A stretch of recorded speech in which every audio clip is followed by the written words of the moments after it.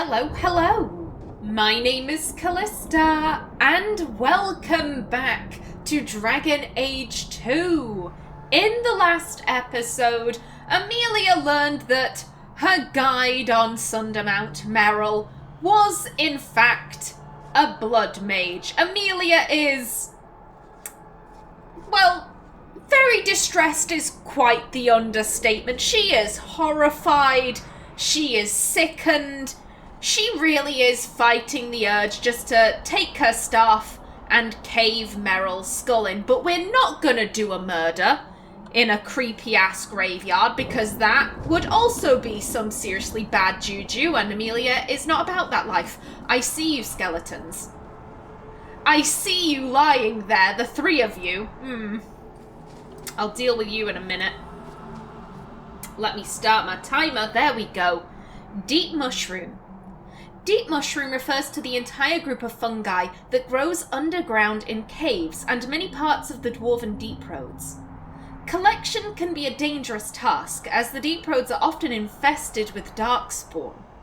Because of this, dwarven merchants often recruit casteless hirelings for the job, and pay them a meagre percentage of what they earn selling the mushrooms to surfacers. The most common varieties used in the herbalist trade are the blightcap, ghoul's mushroom, and brimstone mushroom, almost all of which tend to carry the darkspawn's corruption. While they cannot transmit the disease, this trait often makes them quite poisonous. Deep mushrooms should only be handled by experienced herbalists and should never be consumed without first being adequately cleaned and prepared. Careless consumption has been known to cause insanity, severe abdominal cramping, and even death. I'm surprised I was able to say that in one take. Normally I try and say abominable. Abdominal. An excerpt from oh my god! No, my hubris! I got abdominal correct and botanical wrong. Let's try that again. An excerpt from the Botanical Compendium by Inez Arancia, botanist. There we go. Y'all gonna wake up? Wakey wake. There we go. Oh, and hey! A big boy! Get him! Get him, puppy! Oh, no, I don't like that. Back it up, back it up, back it up. There we go. Oh, I don't. Heal yourself. There we go. And, oh, who next? Amelia, there we go. And bugger off. Next. Oh, no. Who else was in that? Okay, it dissipated. That's good. Oh, he's back. He's back and doing things. Oh, I think he'll be fine. Oh, hello. Yeah, I think we've got this. I think we're fine. And good stuff. I think it's safe now. Place the amulet on the altar, and I'll begin the rite. I could do that, or I could explore Sundermount more, which is what I'm gonna do. And yoink. Ooh, Ring of the Magister, and 6 sovereigns. Good stuff, very nice. In fact, how rich are... Oh my god, we are almost up to the 50 sovereigns. That's great, that is fantastic. And we still have so much left to do in Act 1, I believe. Now then, I seem to remember there being a revenant. Yep, there he is. Hey, big boy. And haste. There we go. Get him. Oh, who are you pulling? Oh, crap. God damn. You can pull 2 people now? No. Bugger off. Bugger off. We are not an upfront fighter. That is not our life. Okay, oh, puppy got desummoned. Bring him back. There we go. Get him. Oh, and shades.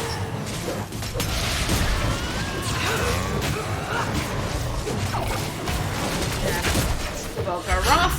Make her take you. There we go. Is that all of them?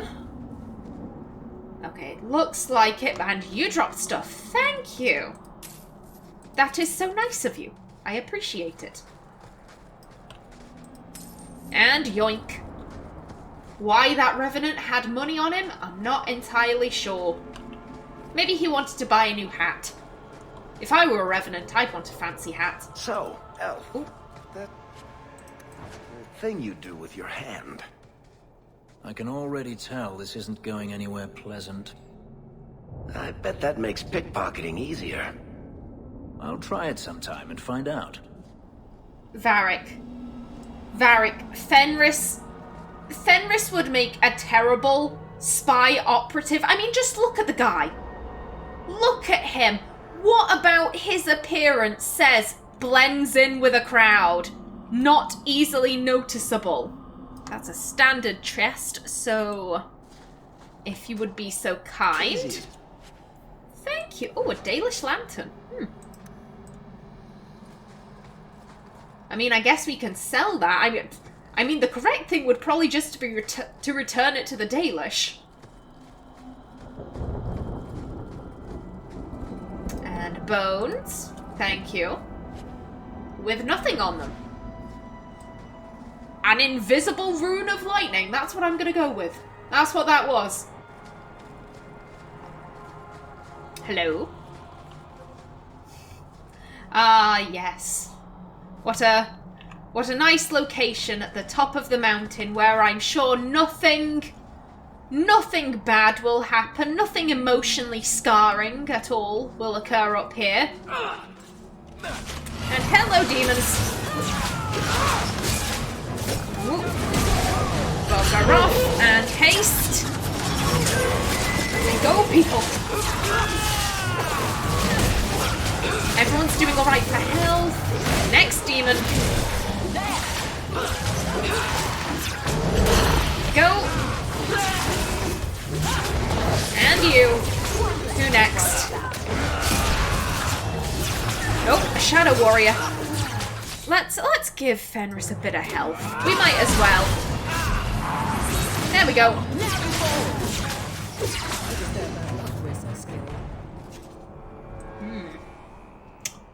Very worrying. Someone or something clearly does not want us going in that cave.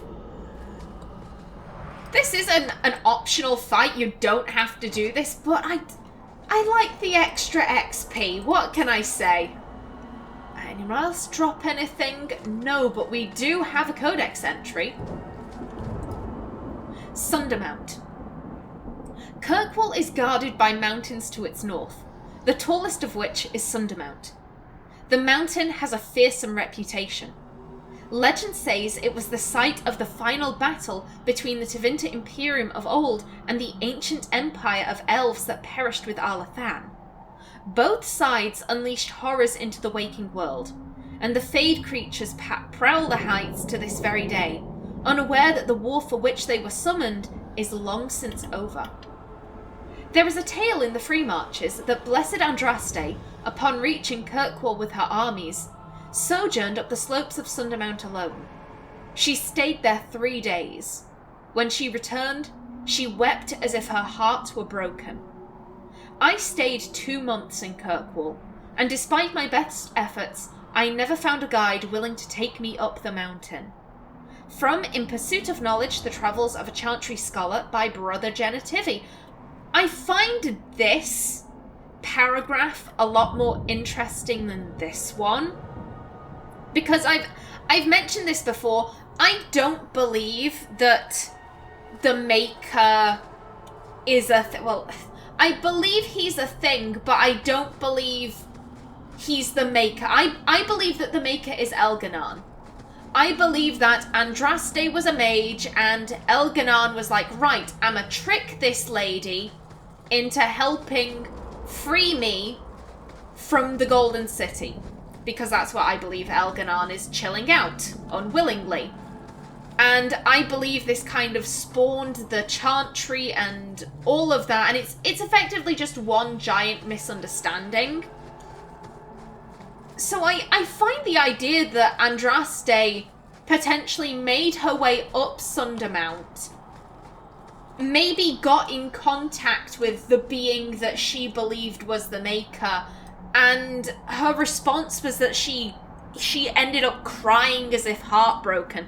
Come on, Dane. Come on, puppy. He gets there eventually. We have a creepy ritual to perform. Amelia is not looking forward to this. She is expecting blood magic right now, and she's not happy about it.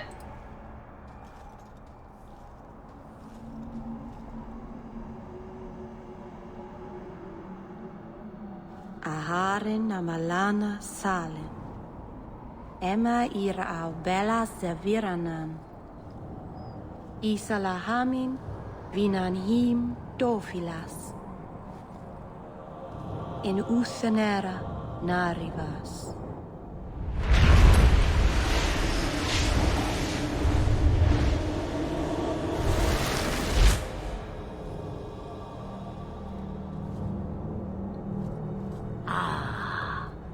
Here we are. A witch. Calm yourself. We know this one. Orana Tishan Ashabalanar. One of the people. I see. So young and bright. Do you know who I am, beyond that title? I know only a little.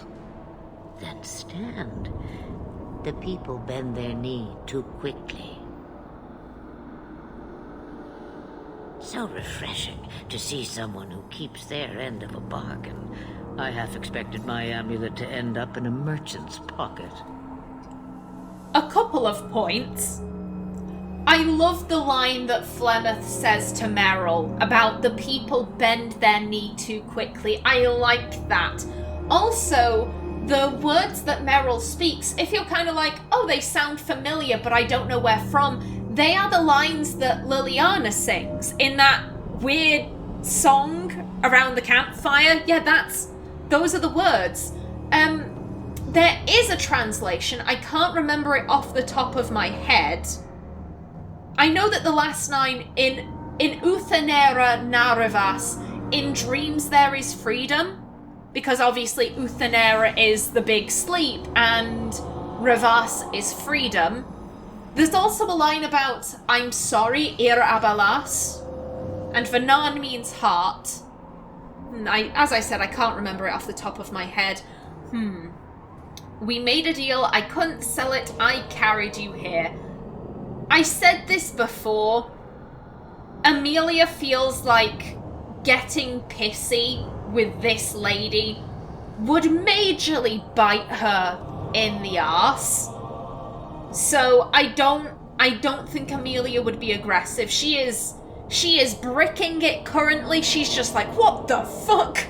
This 1 minute it was an amulet, the next it was a lady.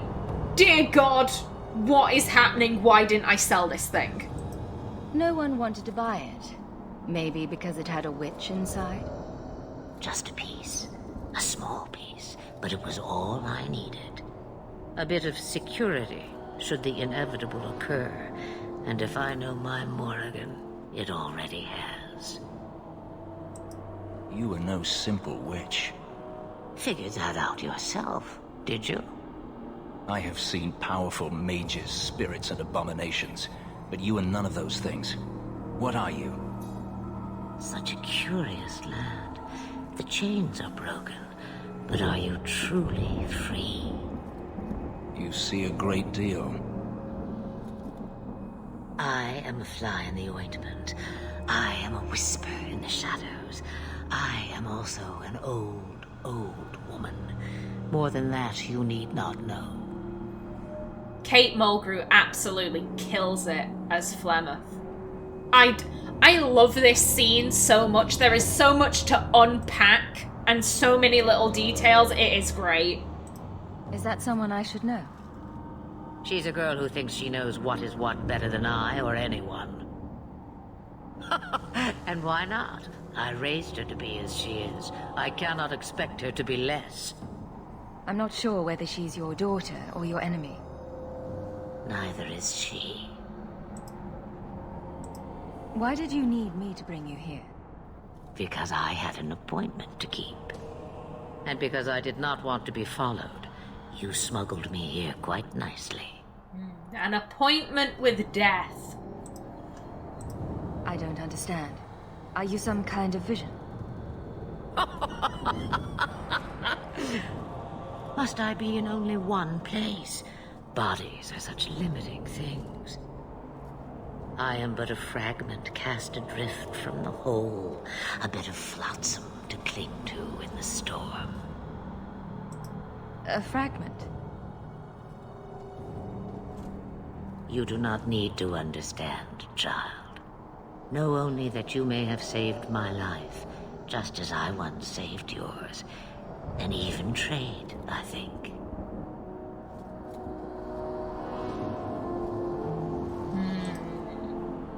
Yeah, we've asked all of these. So what now? I don't like being tricked. Amelia doesn't like being tricked. However, we are not going to start questioning the dragon, probably an abomination woman. We just want, like, oh, you do your thing. We're gonna pretend this never even happened. You have plans, I take it. Destiny awaits us both, dear girl. We have much to do. Before I go, a word of advice. We stand upon the precipice of change. The world fears the inevitable plummet into the abyss. Watch for that moment, and when it comes, do not hesitate to leap. It is only when you fall that you learn whether you can fly. Cheap advice from a dragon. We all have our challenges. As for you, child, step carefully. No path is darker than when your eyes are shut. Maceranus Ashabelina. Now the time has come for me to leave. You have my thanks and my sympathy.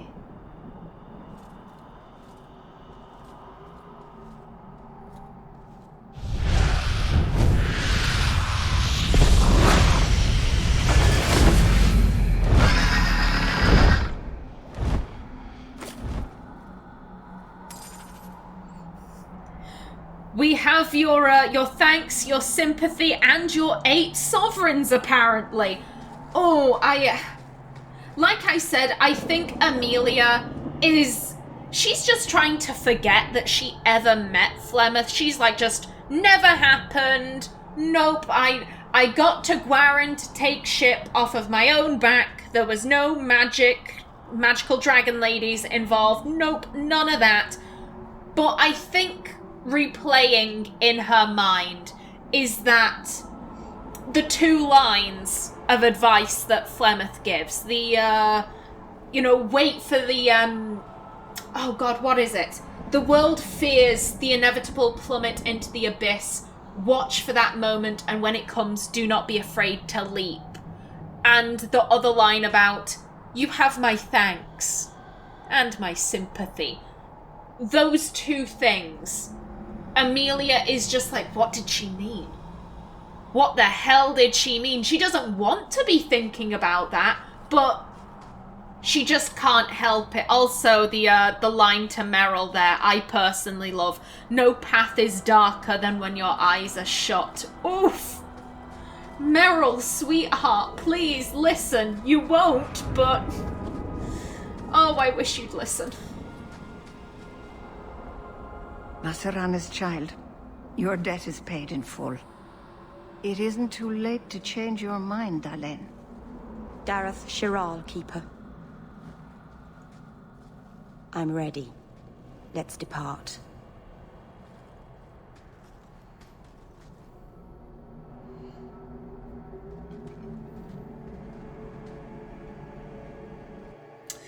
Amelia was hoping that Meryl might have changed her mind, but alas. Elganon.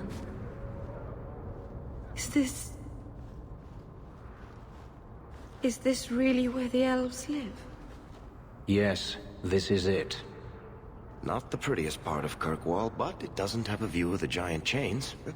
Take what you can get. I didn't think it would be so... I've never seen so many people in one place before. It seems so lonely. You're not alone. Think of it as an adventure. Get used to it. Ooh.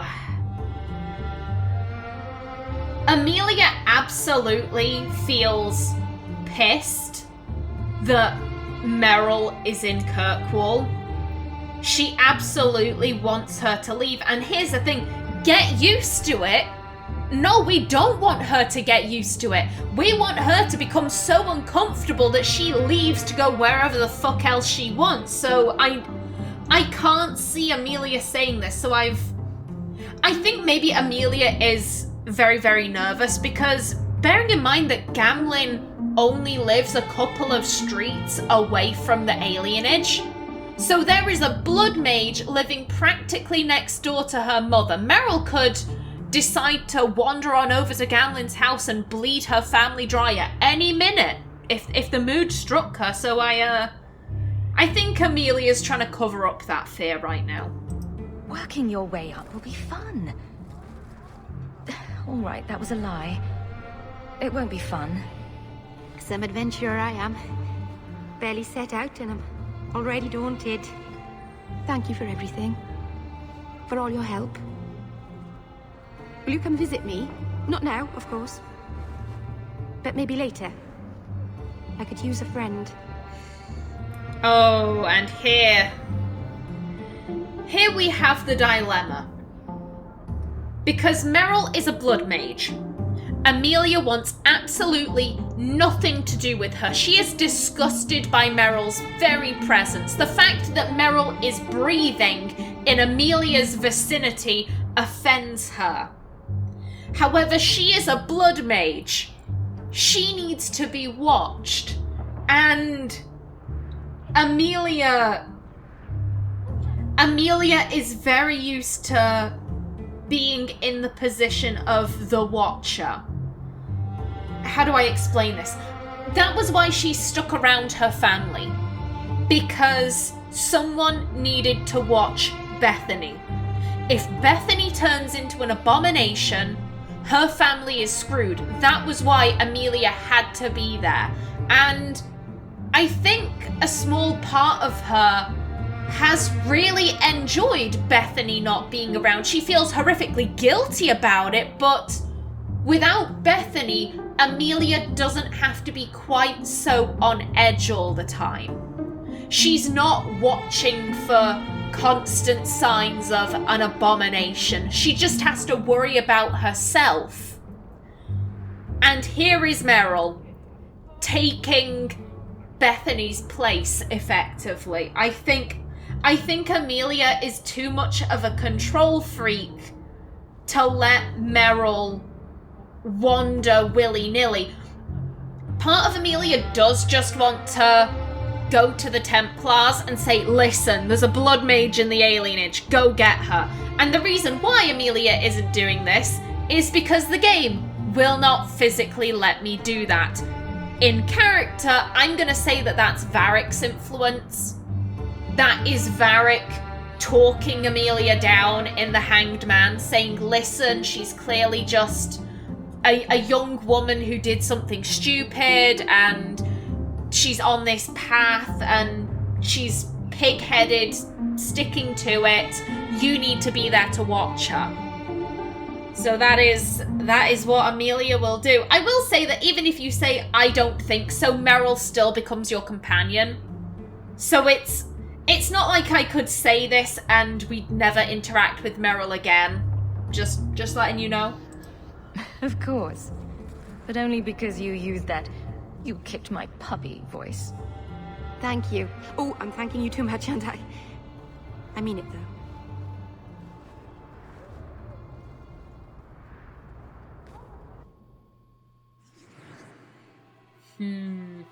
You know what? I'm good with this party for right now. Let's stick with that. Oh, Fenris buddy, it's not what you think. I'm not trying to be this girl's friend. I'm just trying to make sure she doesn't bleed any of the elves here dry. That's all I'm trying to do. And yeah, I can see you over there. However, I'll speak with him soon. I believe Meryl should actually have something to say to us. Hello, Meryl. Now then, first things first, aha! Mana and the use of magic. Mana is that which defines a mage. It is potential that dwells within a person, but does not always manifest itself. All men are connected to the Fade, we go there to dream. But only those with this potential may draw upon its power. Mana is, then, a measurement of one's ability to draw power from the Fade, and it is this power that is expended in magic. As in all other things, it has limits. Just as a man has the strength to lift only so much weight and no more, a mage cannot work more magic at one time than his mana allows. If he wishes to work magic that would be beyond his strength, a mage must bolster his mana with lyrium. Without lyrium, it is possible for the reckless to expend their own life force in the working of magic, and occasionally ambitious apprentices injure or even kill themselves by overexertion. From the lectures of First Enchanter Wenceslas. And anything else? The Maker's first children. The Maker's first creations were the spirits, glorious beings that populated the many spires of the Golden City, and the Chant of Light says that they revered the Maker with unquestioning devotion. The Maker, however, was dissatisfied. Although the spirits were like him in that they could manipulate the ether and create from it, they did not do so. They had no urge to create, and even when instructed to do so, possessed no imagination to give their creations ingenuity or life. The Maker realized his own folly. He had created the spirits to resemble him in all but the one and most important way. They did not have a spark of the divine within them. He expelled all of the spirits out of the Golden City and into the Fade, and proceeded to his next creation, life. The Maker created the world and the living beings upon it, separated from the Fade by the veil. His new children would be unable to shape the world around them, and thus would need to struggle to survive. In return for their struggle, the Maker gave them the spark of the divine, a soul. And he watched with pleasure as his creations flourished and showed all the ingenuity that he had hoped for. The spirits grew jealous of the living, and coaxed them into the Fade when they slept. The spirits wished to know more of life, hoping to find a way to regain the Maker's favour. Through the eyes of the living, they experienced new concepts: love, fear, pain, and hope. The spirits reshaped the Fade to resemble the lives and concepts that they saw, each spirit desperately trying to bring the most dreamers to their own realm, so they could vicariously possess a spark of the divine through them. As the spirits grew in power, however, some of them became contemptuous of the living. These were the spirits that saw the darkest parts of the dreamers. Their lands were places of torment and horror, and they knew that the living were strongly drawn to places that mirrored those dark parts of themselves. These spirits questioned the Maker's wisdom and proclaimed the living inferior. They learned from the darkness they saw and became the first demons. Rage, hunger, sloth, desire, pride. These are the dark parts of the soul that gave demons their power, the hooks they use to claw their way into the world of the living. It was demons that whispered into the minds of men, convincing them to turn from the Maker and worship false gods. They seek to possess all life as their due, forging kingdoms of nightmare in the Fade in the hopes of one day storming the walls of heaven itself. And the Maker despaired once again, for he had given the power of creation to his new children, and in return, they had created sin. from the Maker's First Children by Beda, Senior Enchanter of Ostwick, 812 Blessed. Very interesting. Of course you would have a book on spirits and demons, Meryl. That's just a little toilet. Now then, hello, my dear. I didn't think you'd come. I'll find something relatively clean for you to sit on.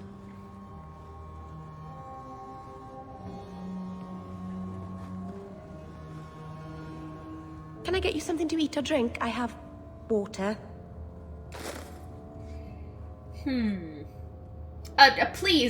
Please do not relax around us. We want you to be permanently unsettled by our presence so that you may leave quicker. Yeah, we don't know what she's done to the water. She might have put something in that to make us drowsy and then, make us more biddable to being bled dry. No, thank you. I wouldn't drink the water from this part of the city. I boil it first. A few times, actually. Sometimes it won't stop twitching.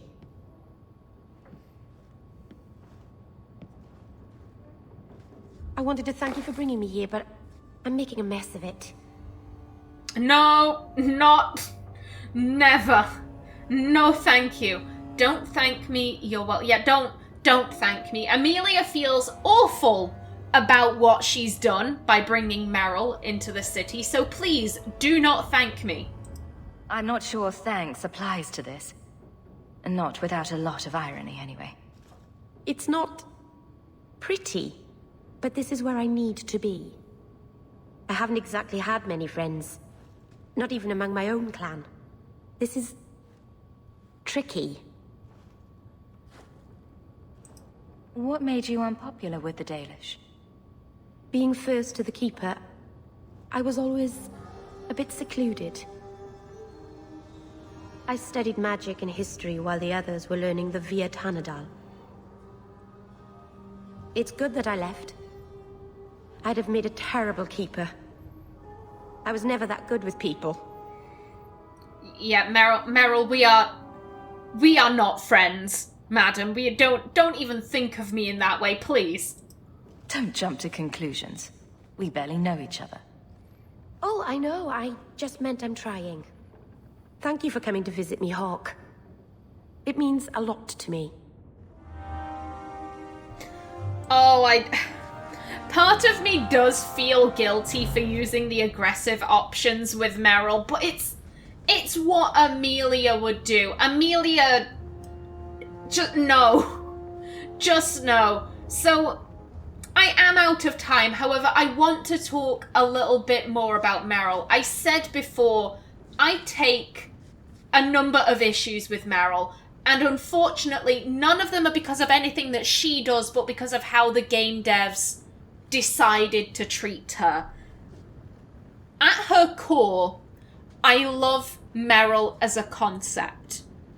She is this obviously very intelligent young woman who is very socially awkward. She knows everything about a great deal of topics, and she's humble about her intelligence.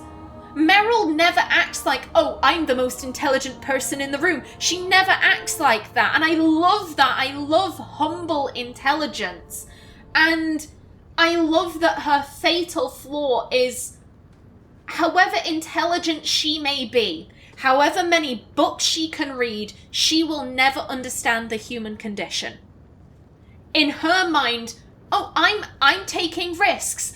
Therefore, the only person that is going to be hurt by those risks is me. She doesn't understand that when you love someone, you're going to protect them from being hurt, even if it means you yourself get hurt. And she just can't wrap her head around that.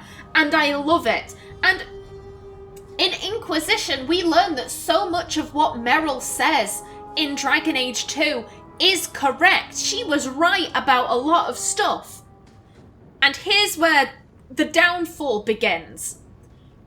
Because on top of all of that, the devs decided to make her comic relief. And that is where I draw the issue. because so much of Meryl's banter is pure stupidity. And it reaches a point where I'm like, you have said so many things that are lacking in any basic common sense. Why would I trust you with this big thing? Why would I trust you when you're saying intelligent stuff when 5 minutes earlier you were talking like a complete idiot? The Finders Keepers quest. When you lied to the dockhands about there being a fire. Meryl, oh God, there's a fire! No, Meryl, that was a lie. Oh, or a lot of her banter is incredibly stupid. Like, she talks about having to use a ball of twine to figure out the layout of the alienage. But then you learn that 7 years later, she's still doing that. How have you not learned the layout of your home in 7 years? There's the banter where, it's between her and Varric. Basically, she breaks into the Viscount's personal garden and she's talking about, it's so lovely, I can't believe more people don't... Yes, that was my attempt at a Welsh accent. I am very sorry, Welsh people, if you are maybe watching this. My apologies. I'm gonna keep doing it, though. So, it's so lovely, I can't believe more people aren't in this garden.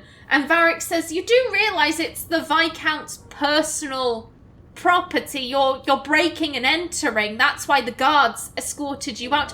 Oh, I wondered why they were so angry. And I'm like, Madam, this... When you're saying lines like this, it makes me doubt your intelligence. So the entire... I'm doubting the core character concept with all of these stupid lines. I don't know if I'm putting myself across very well. I hope you understand what I mean. By making her comic relief, they invalidate so much of what she is, in my opinion, to the point where I just don't enjoy her as a character. And as I said, it's nothing that Meryl does. It was we'll make her comic relief. I'm like, no. It's like, say you have a friend, Terry. He's a lovely guy, but everyone has a stupid friend. Everyone does. Everyone has that friend who asks questions like, what's Barack Obama's first name? And you're like, Terry, why? Or, he'll say things like, why buy condoms when cling film works just as well? Cling wrap, plastic wrap, saran wrap, whatever you want to call it. Let's say you're in a building with Terry and someone comes up to you and says, listen, I don't want to cause a panic, but we've found a device and it's making a load of beeping and we're pretty sure it's gonna go off soon. We need to get everyone out of the building without causing a panic. Terry stands up and says, I know how to detonate bombs safely. I'd say, Terry, you stick your dick in cling film, sit your ass down. I'm not gonna trust him with this. I don't care if he's a member of the bomb squad. No! You've been doing stupid shit. Why would I trust you with really important stuff? And that is sadly how I feel about Meryl. I want to like her. I really want to like her, but her comic relief kills me. Okay, now the codex entries before I sign off. Excuse me. Revenant. An entire unit of men, all slain by one creature. I didn't believe it at first, your perfection, but it appears that this is so. We have a survivor, and while at first I thought his rantings pure exaggeration, it appears to be no simple skeleton. The descriptions of the creature's abilities were eerily similar to those our brothers at Marnus Pell encountered almost a century ago. Men pulled through the air to skewer themselves on the creature's blade, and attacked so quick that it was able to assault multiple opponents at once. No, your perfection. What we have here is indeed a revenant, and nothing less. From a letter to Divine Amara III, 571 Exalted. A revenant is a corpse possessed by a demon of pride or of desire, making it amongst the most powerful possessed opponents that one can face. Many possess spells, but most are armed and armoured, and prefer the use of their martial talents. They are weak against physical attacks, but regenerate quickly, and commonly use telekinesis to pull opponents into melee range should they try to flee. Revenants also have the ability to strike multiple opponents surrounding them. Stay at range if possible and strike quickly. That is the only way to take such a creature down. Lothering's Lament. Written by a Ferelden refugee as she fled the Blight, this book of poems contains touching reminiscences of all she had to leave behind. Readers will surely benefit from her experience. Stath of Parthalan. During the Exalted March, the Tevinter Imperium was in chaos. Magister Parthalan and 2 high-ranking magisters were sent to Kirkwall to put down the slave uprising before it spread to the entire empire. However, their legion never arrived at Kirkwall. No one knows what happened to the party, Magister Parthalan, or his fabled staff. Well, somehow Hawk got a hold of it. We read Sundermount. We read that, and the Deep Mushroom, and that. Characters, that's all good, and there we go. Okay, that's everything.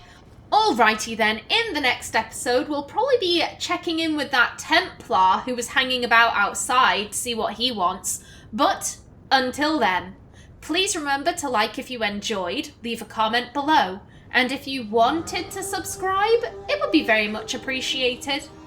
I've been Kallista. Thanks for watching, and see you in the next episode.